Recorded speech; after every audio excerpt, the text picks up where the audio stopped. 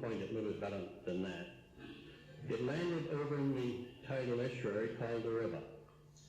Well, you can understand that I was watching their actions pretty closely. I was wondering if they were going to load up again. But they didn't. They cranked the gun, or uncranked or whatever, laid it flat toward the deck again and buttoned it up or whatever, and went back to the conning tower, and I couldn't see exactly what happened to them, but I guess they must have slipped in through some kind of hatchway there. And they submerged, and off they went, and never was seen again. Reuben Hopkins left the Coast Guard a couple of years after the war ended, and he became one of Orleans' first electricians. He died in 1974. Suddenly, he was clamming in a location that ironically is very near where Station 40 had been located. So go figure, the ironies of history. We're running a little behind, so I'm gonna kind of speed through the Navy and the counterattack. Reuben Hopkins, you saw him, he said he didn't see any bombs. He said it looked like the planes were just trying to annoy the sub or frighten the sub. There were bombs. They didn't explode was the problem. Just quickly, the buildup of the naval air power during World War I was just absolutely unbelievable. When we look today at how slowly government moves sometimes, in 1917, when the U.S., on April 6th, when the U.S. declared war, or entered the war, there was only one naval air base in the U.S., and that was in Pensacola, Florida, and it was a training base. In the spring of 1917, the Navy decided to construct 7 new bases along the East Coast. The original list didn't include Chatham, it included Provincetown, but after they looked at Provincetown, they saw that it wasn't going to work logistically. And that was 14 months before the attack. They're just deciding to build bases. On August 29th, the construction of the Chatham base began, which is 11 months before the attack. You hear the clock ticking. January 6th, the base was commissioned 6 months before the attack. In March of 1918, the first 4 planes arrived in crates. And then in late June, the 4 flying boats arrived just 3 months before the attack.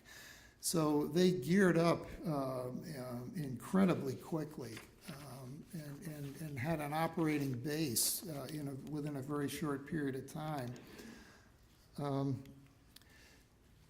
The saga of the Navy counterattack is a perfect example of Murphy's Law. Those of you who remember that, anything that can go wrong will go wrong. And a lot of things did go wrong here, which were all understandable and explainable, although that wasn't realized at the time. At the time of the attack, many of the pilots and the planes, available planes, were off on a search mission looking for a dirigible that was lost. Some of the key personnel, and that included the base commander, Philip Eaton, some of the key personnel were in Provincetown playing softball. The first plane prepped when the call came in, and the southern drawl guy that Reuben Hopkins was talking about, that was Elijah Williams. He was the second in command, acting as the commander. He tried to, as soon as he heard the shots, even before he was notified, he started to try to get a plane ready to fly. The first plane of the 2 that were on the ground wouldn't take off. The bomb release lever on the plane that did take off didn't work. The 2 bombs that were dropped didn't explode. And a third one that was dropped later in the afternoon when they thought they had spotted the sub, that didn't explode either. And there were a lot of conspiracy theories and spies and sabotage and rumors that were flying around. But when you look at the whole picture of how quickly they put this all together, and the Navy knew that there were problems with the Mark IV bomb. In testing, many of them just didn't explode, but they fixed it the next day. The next day, Chatham was shipped a new supply of bombs, all of which were found to be working. This is Eric Lingard. He was an ensign. He was the first pilot that took off. He made his first bombing run on the sub at, I just want to get the number right here because I don't want to be inaccurate.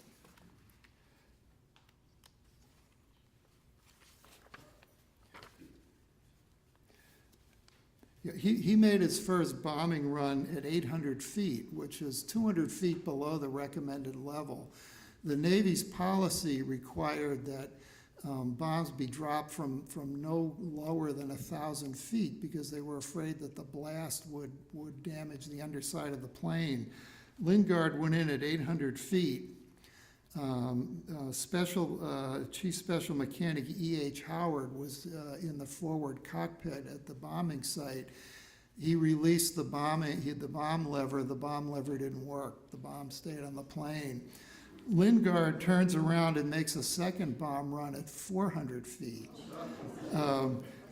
Howard climbs out of the cockpit, goes out onto the wing of the plane, holds onto the strut, holding the two wings together with one hand, and releases the bomb manually with the other hand.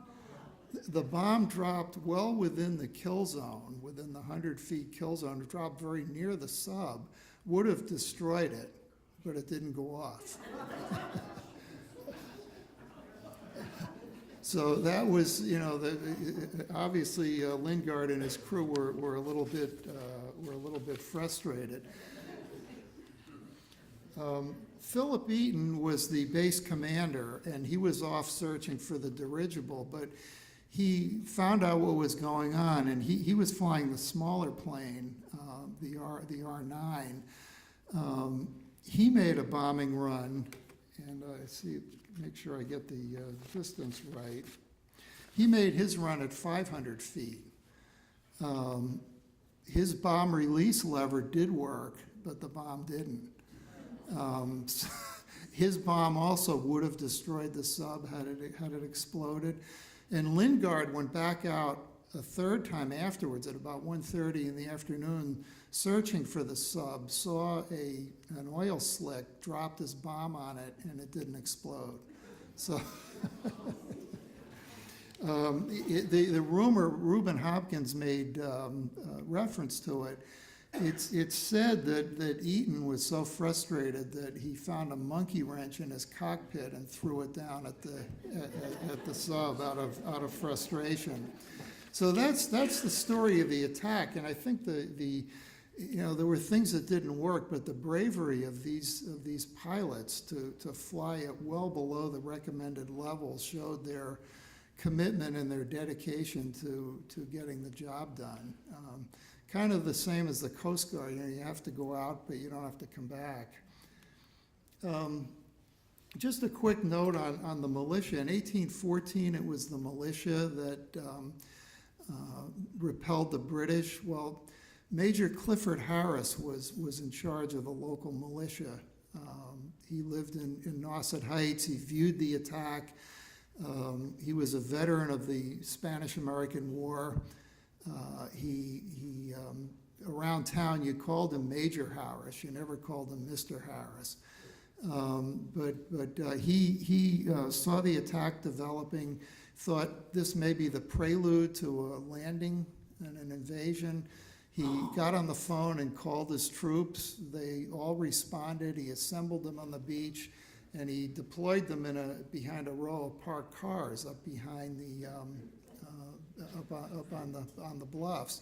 Of course, there wasn't an assault, and the militia, by the way, was called the State Guard at the time. It was evolving. After the war, after the attack, Harris requested of Washington that they ship him an artillery piece that he could mount in his yard so that he would be more ready for the next attack. They didn't honor that, but he was, he had that Orleans spirit, that defiant and self-reliance, and nobody's gonna hurt my town. That picture, by the way, is not Clifford Harris. That shows the uniform of the state guard at the time. I believe he's a relative of Bonnie's. His name was Knowles, and there was another Knowles that was one of the captains of the militia that responded to the British in 1814. So I think now we'll turn it over to Dwayne. And to finish up here, we're almost done. We're not going until midnight. Yeah. Okay, so we'll just be a couple minutes here to kind of wrap up. I want to basically just talk about two quick things. How many people here have been in the French Cable Museum? Holy cow, that's great. I retired a year ago and had the opportunity to become a guide there, and I've always been a big fan of small museums, and I've never been in a museum I like better. It's unbelievable the amount of things that are still in the museum that were there originally, and I maybe more than most people know that because my dad worked at the museum from 1923 to 1929, and I grew up hearing stories about the museum, and of course I ignored 99% of them, but unfortunately I did remember some and enjoyed them very much. So this picture was taken of Dad in 1980. He was a guide after he retired to Cape Cod. So the museum's a great place. Hope everybody, no, it looks like everybody's been there, which is great. But just want to spend a couple minutes, why was this such a big deal? Why was this up there? Why was the cable important? And basically, if you think about communicating from Europe to the United States, in the late 1850s, it took a month to get if you sent a message from England to the US and back, it took 4 weeks. And 1 out of every 6 ships had a problem. So it was really a very difficult way of communicating. At this time, there were more and more land telegraph communication systems being built in Europe. There were thousands of miles of telegraph wire, and there were thousands of miles in India. The United States was building up its land telegraphy, but there still was no way to communicate back and forth. So clearly, there was a need for a need to try and speed up the communication between the continents, and the technology was evolving. So in 1858 was the first transatlantic cable. So it went from Ireland to Newfoundland. So imagine there was a message sent from Queen Victoria to President Buchanan and a message back, and it took 3 hours. So the week before, it would have been a month. So this was a huge quantum leap in communications. Now, it turned out that the cable only lasted for 6 weeks. It burned out, but the proof of concept was there. And there was no further attempt for a transatlantic cable till after the Civil War. And one of the things we always like to talk about was that when Lincoln was assassinated in 1865, it took 10 days for that information to get to England. If he'd been assassinated late in 1866, it would have been minutes. So a gigantic change. So it's a very important concept in terms of what about the communication going back and forth. So I can tell you with some numbers. There were some more cables laid. The English were controlling most of the industry. So the French decided in the late 1860s to run a cable from France to Duxbury, Massachusetts. That cable was successful, but they had a lot of problems in the harbor with anchors damaging the cables. So it turned out that in the late 1870s, the French ran another cable, the one we're familiar with, that went to Northeastham. So as Bonnie mentioned earlier, one of the problems, oh, sorry, I want to go back for a sec. This is one of my all-time favorite postcards. This shows a picture of the French cable station in the Three Sisters off Nauset Heights. It's a great image. So that was where the cable landed, and was where the cable station was, as Bonnie mentioned. Again, it was 2 miles from the main road. It was so far out in the boonies at Nauset Beach that nobody wanted to live there. So, and of course, too bad we don't have the real estate now, right? But in 1891, they built the cable station in Orleans, and then they connected the cable from Nauset Heights down to Nauset Beach, Nauset Light down to the cable station. So then in 1898, the French cable company ran a cable from Brest, France directly to Orleans called Les Direct. So now we're sitting with a very technologically advanced cable that was very important economically for many companies in France and the US. So when the United States declared war in 1917, it turned out that the General Pershing, the commander of US forces in Europe, used this cable way direct to connect with the military in the United States. So there was no more important device that, in World War I than the cable.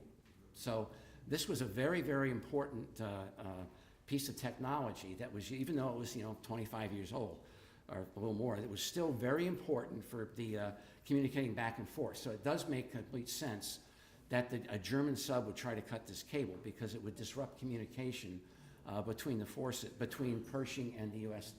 military here in the States. So that was really the reason for that was a major reason for the sub wanting to be here. So as I mentioned, my dad worked at the cable station, but he figures into this event yet again. My dad was 12 years old when World War I was, when the attack of the submarine took place. So in 1988, for the 70th anniversary, the Cape Codder interviewed my father about his seeing the sub attack when he was 12 years old. So here he kind of completed the family circle. And I guess now for posterity, my aunt, his sister, claims he wasn't there. So, and this has been a family argument. Both are gone. They're arguing about it every day, I'm sure, somewhere else. But that, so for posterity, my father really was there, and no one can say no. So, and that's really it. So thanks, everybody, for coming. And any veterans in the audience, by the way? Thanks for your service, by the way. I wanted to always admit that as well. Oh, I'm sorry. I forgot one more thing. Sorry. Bonnie, I forgot. Bonnie's going to leave us with a few minutes. stories. Yep. You going to do this part? I enjoy the people part of history, and I always do that on my cemetery walks and house walks. So today I'm going to talk to you about some of the people that were involved in this event. Can I put this cover down? I'm going to disrupt everything. I don't like computers. I don't have one. Let's see. The Ansley family's barge was called the Lansford, and he was the captain of the barge, and his two sons, Jack and Charles, were on the barge with their mother, and she homeschooled them. The father, Charles, was born in Virginia in 1867, and his son was born in Virginia also in 1903. He was the child who wanted to shoot his gun at the sub, and he died in January of 1957 in Hudson, Mass. At age 53. Jack Ainsley was born in April of 1917 in Virginia, and he died in January of 1998 in Brockton, Mass. At 89 years. Jack was the child who waved the flag and took it on a tour of Massachusetts to raise money for war bonds. He worked as a shipbuilding worker in Quincy, Mass. boatyard. Father Charles Ansley had a nervous breakdown shortly after the sub-attack and can only do odd jobs to support his family afterwards.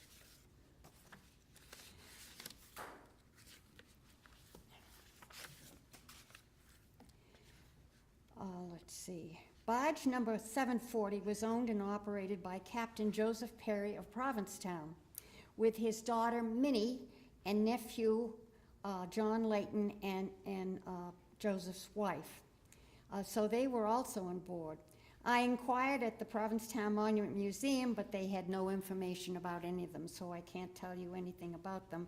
But there were 2 girls between the barges and 2 boys between the barges. And then you heard the story of Major Harris, so I won't repeat that. And let's see what I've got for another one.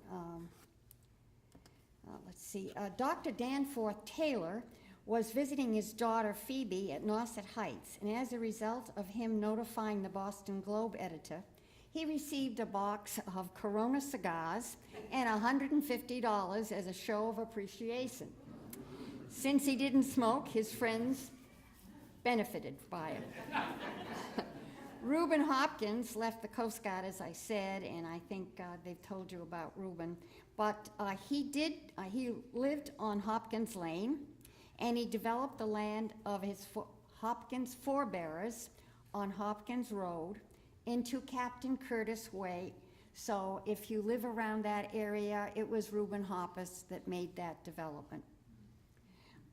Captain Tapley, who was in charge of the Perth Amboy, continued in the tugboat service for many years, and we have a lot of small photographs of Captain Tapley, and I didn't know who Captain Tapley was, but now I do. So if you want to see photographs of Captain Tapley, go see Pamela at the museum.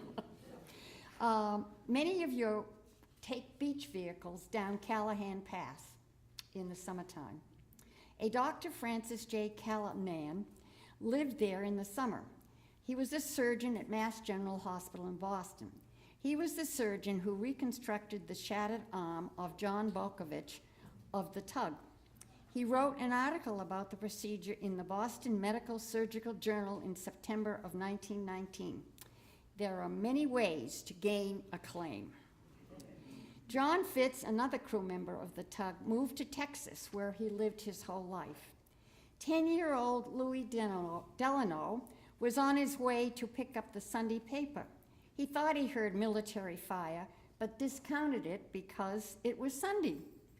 Another Sunday, December 7th, 1941, he was in the military at Pearl Harbor and was flying in the air while his wife was on the ground. They both survived and lived their whole life in Orleans, and their son lives here today.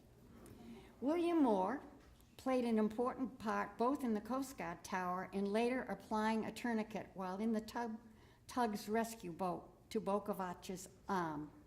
William was a brother to Charlie Moore, who was a selectman in this town at one time. He was President Eisenhower's special advisor, and he was vice president in the Ford Motor Company, and he lived on the ice pond on Brick Hill Road. William was his brother, and he was transferred to the New York Fort Tilden facility as a keeper of that Coast Guard station, and he served there till he died suddenly at the age of 48. He must be buried in New York because he is not in the Moore Cemetery plot here. I don't know whether Lydia, Charlie's daughter, is here tonight. No, I called her to tell her because she didn't even know who he was. A Chatham fisherman adjacent to the attack saw the Ainsley collie named Rex swimming, and he rescued him. Walter Eldridge was the fisherman from Chatham. I am from Chatham. And on Andrew Harding's Lane, there used to be a fish shack, and Walter Eldridge used it. But there were two Walter Eldridges in Chatham. One was Good Walter, and one was Bad Walter.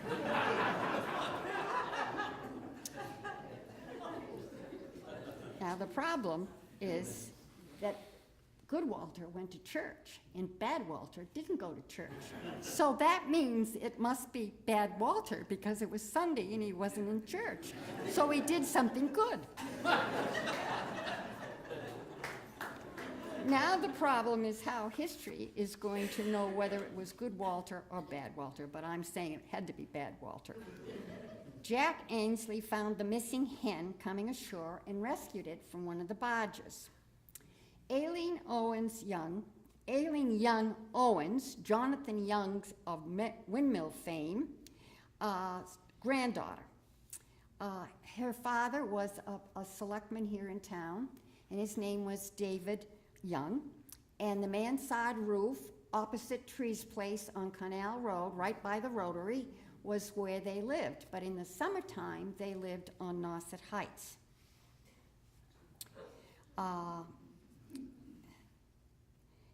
So they were there when the hen was rescued from the drink of the ocean. The children on Nauset Heights had a great idea. They wanted to earn some money to buy candy. So they decided that they would show the hen in the barn, and they would have a sign out front, and it said, "The hen, come see the hen the Huns didn't get." They planned to charge 10 cents to see the hen the Huns didn't get. And Aileen's father said, no, you're not going to give this money for candy. You're going to give it to the Red Cross. Well, they must have had a lot of adults that came because they had over $80 plus change that they collected. Most of the Coast Guardsmen were local men. Since the Cape became inhabited by the white man, every shipwreck found wreckers immediately at work rescuing goods from blueberries to lumber. And so it was that the people flocked to the beach to salvage anything from the sinking barges. Hatch covers and doors were sold as souvenirs. When the supply dwindled, there was nothing to sell to the tourists. So, ingenuity. When the supply depleted, the Coast Guardsmen knew that they were going to replace the black stoves in their kitchen. So they broke them up into pieces. And they found some wood someplace, or they bought it, and they lined them up, and they got the Lyle gun that was used to send rope out to a sinking ship, and they loaded it up with the black stove parts, and they stuffed in some ammunition and lit it. Created brand new souvenirs for the unsuspecting Orleans tourists. And we heard about Agnes playing the organ, and now I want to talk about Eric Lingard, the pilot. Eric came from a fairly wealthy family, and his father died, and the mother remarried. He went to a good college, good prep schools, went with his mother to Europe, and then his stepfather died, and the money ceased. And so he had to leave college, and he decided to run an ice business to earn some money. And he jumped at the chance to become a pilot. He wanted to be involved in the war. When he was assigned to search from the Chattel Naval Air Station for a South American liner in October of 1918,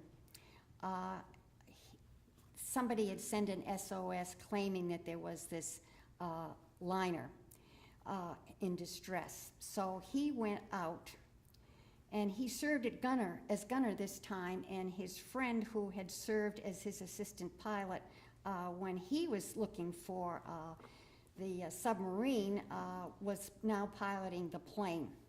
They left at 4:45 a.m. and they flew to the direction of the steamer. Weather was gloomy and soon developed into 40-mile-an-hour storm, rocking the seaplane. A cracked cylinder forced an emergency landing 30 miles from shore. They landed in the sea safely, but the air station believed the 3 airmen were dead. Freezing rain and waves battered them as well as the plane, and they were laying down on the wings of the plane, and it started to sink. Lingard and Schilling stretched on the wings with waves battering them. Shield was bailing the cockpit. Lingard tried to keep spirits up. Schilling was unconscious. And early in the morning, 4 seaplanes flew nearby. 7 hours later, a Navy subchaser came to the rescue. Lingard and Shields dove into the water to save the precious Davis gun, because that was expected if you were alive when rescued. And they got the gun, and this was required, as I said. They had spent 27 hours in the frigid Atlantic. The SOS call had been a false alarm. Eric Lingard immediately developed pneumonia and was treated at the Naval Base Infirmary in Chatham. As his condition worsened, his sister Olga came to help her brother. He died October 29, 1918, 2 weeks before the war ended. Lingard's death caused great sorrow at the station. 200 officers, men, marched 5 miles from the station, which is up on the water opposite the island in Chatham, which was located a short distance and from the Eastwood Hole Golf Club, to the Chatham Funeral Home.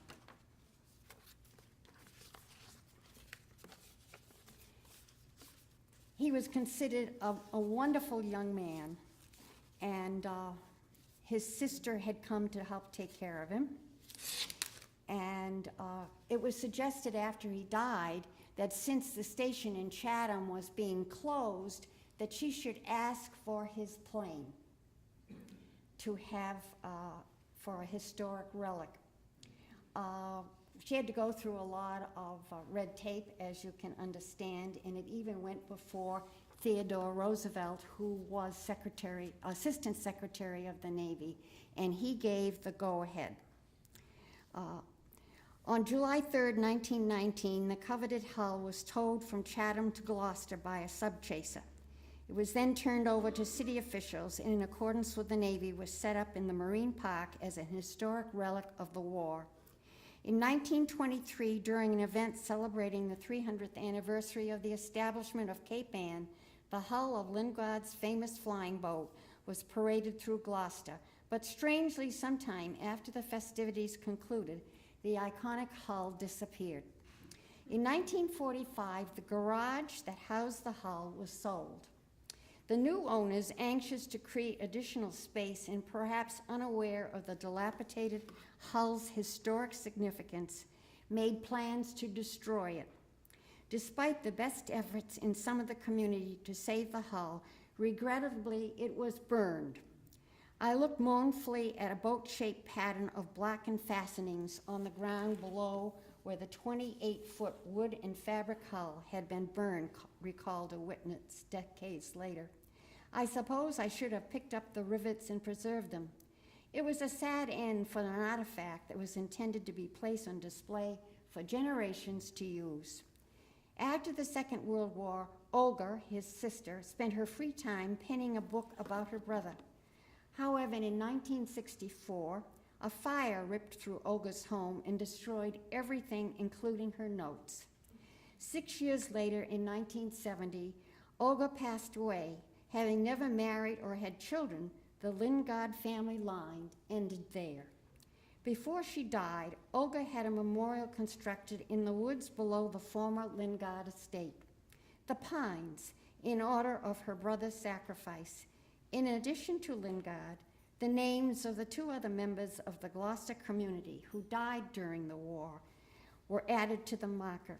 The memorial, which can still be visited today, is simple, a metal plaque affixed to a rock, but effective nevertheless. It reads, Annisquam, that's where they lived, Soldiers Memorial Wood, in grateful remembrance of John Ernest Gossam, Eric Lingard, Bertram Williams, who gave their lives for their country in the World War.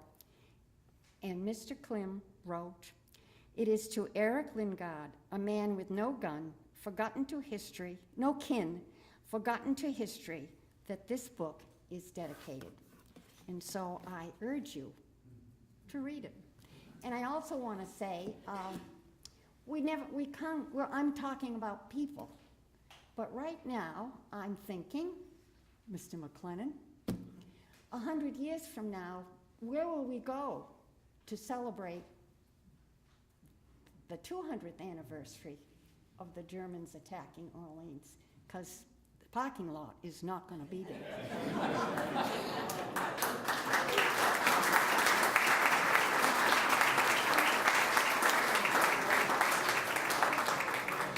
Thank you very much. I know we've run a little bit over, but are there any questions that you'd like to ask any of us? Yes, sir. So the cable, which was important to cut, you could have cut it anywhere, right? Yeah. So I'm thinking that perhaps the scaring of the Americans in the cable might have been more important than the cable, or they could have cut it 20 miles an hour. Well, no, it had to be shallow. The sub could only dive 147 feet, so it had to be